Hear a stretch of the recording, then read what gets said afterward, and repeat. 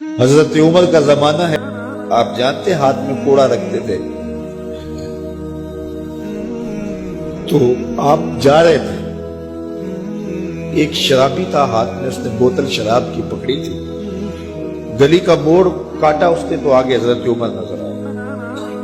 حضرت عمر تو موقع پہ سزا دیتے تھے، ہاتھ میں درہ پکڑا ہے تو اس نے دل ہی دل میں کہا مالک عمر کے قہر سے بچا لے، پکی توبہ کرتا ہوں آج کے بعد شراب نہیں پیوں گا، اور جلدی سے وہ شراب کی بوتل بکل میں بغل میں دبا لے۔ حضرت عمر بھی سر پہ پہنچ گئے اور جھڑک کے کہا کہ یہ تیرے پاس کیا ہے؟ تو ڈرتے ہوئے کہا حضرت سرکہ ہے۔ تو عمر سے کہا نکال، تو جب نکالا تو واقعی سرکہ ہو گیا تھا۔ جو رب شراب کو سرکے میں بدلنے پہ قادر ہے، وہ رب گناہوں کو نیکیوں میں بدلنے پہ بھی قادر ہے۔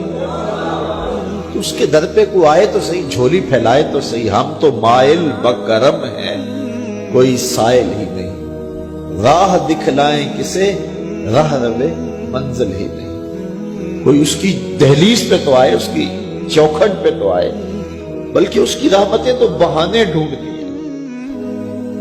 بشر حافی ایک بہت بڑے شرابی تھے اور زندگی شراب کے نشے میں دھت گزرتی تھی۔ ایک دن گلی سے گزر رہے تھے، کاغذ کا ایک ٹکڑا دیکھا، اس پہ رب کا نام لکھا تھا۔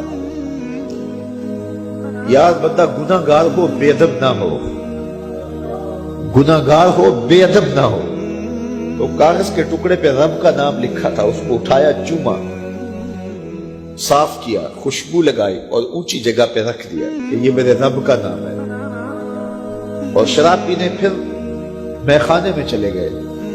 وقت کے ولی کو الہام ہوا، جا ڈھونڈ بشر کو اور میرا سلام دے اور اسے کہہ کہ تیرے رب نے تیرے سارے گناہ معاف کر دیے۔ نکلا، پوچھا بشر کون ہے؟ لوگوں نے کہا وہ تو بہت بڑا شرابی ہے۔ اللہ اکبر۔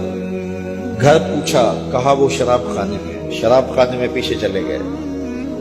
وقت کا ولی اللہ شراب خانے کے دروازے پہ دستک دے رہا ہے۔ اندر سے آواز آئی، کون؟ نام بتایا، کہا میں بشر کو ملنا چاہتا ہوں۔ کہا وہ تو نشے میں دھت پڑا ہے۔ ساقی میخانہ نے کہا کہ وہ تو نشے میں دھت پڑا ہے، کہا اسے ملنے آیا ہوں۔ اس نے جا کے کہا کہ باہر تیرا کوئی مہمان ہے۔ تو بشر نشے میں ہی ڈولتا ہوا ننگے پاؤں دروازے پہ آیا۔ اللہ کا ولی کھڑا تھا، کہا کہ تیرے رب نے تجھے سلام بھیجا ہے، تو نے اس کے نام کی قدر کی تھی اور اس نے تیرے سارے گناہ معاف کر دیے۔ بشر حافی ننگے پاؤں تھے، اس وقت نشے میں تھے۔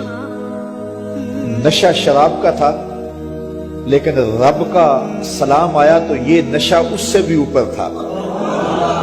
جھوم اٹھے اور کہا کہ میں اب رب کا سلام آیا ہے تو اب میں ننگے پاؤں تھا، اب ساری زندگی میں جوتا نہیں پہنوں گا۔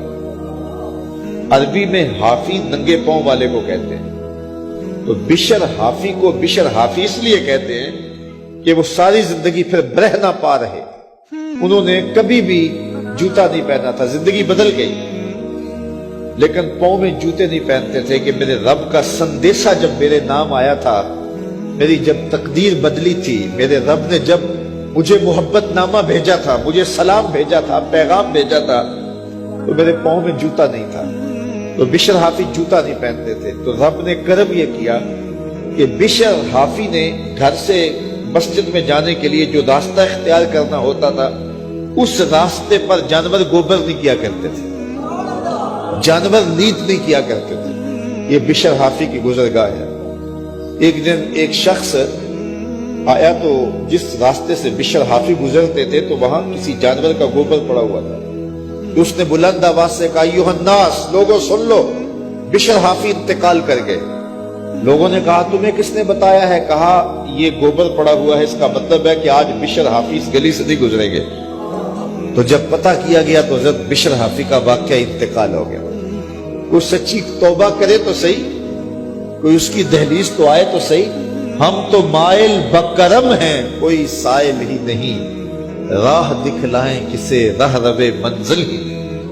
کوئی جھولی تو پھیلائے وہ تو قریب ہے, اس کی تو رحمتیں آواز دے رہی ہیں, یا ایھا الانسان ما غرک بربک الکریم. او بھاگے ہوئے انسان, آجا پلٹ کے, تیرا رب بڑا کریم.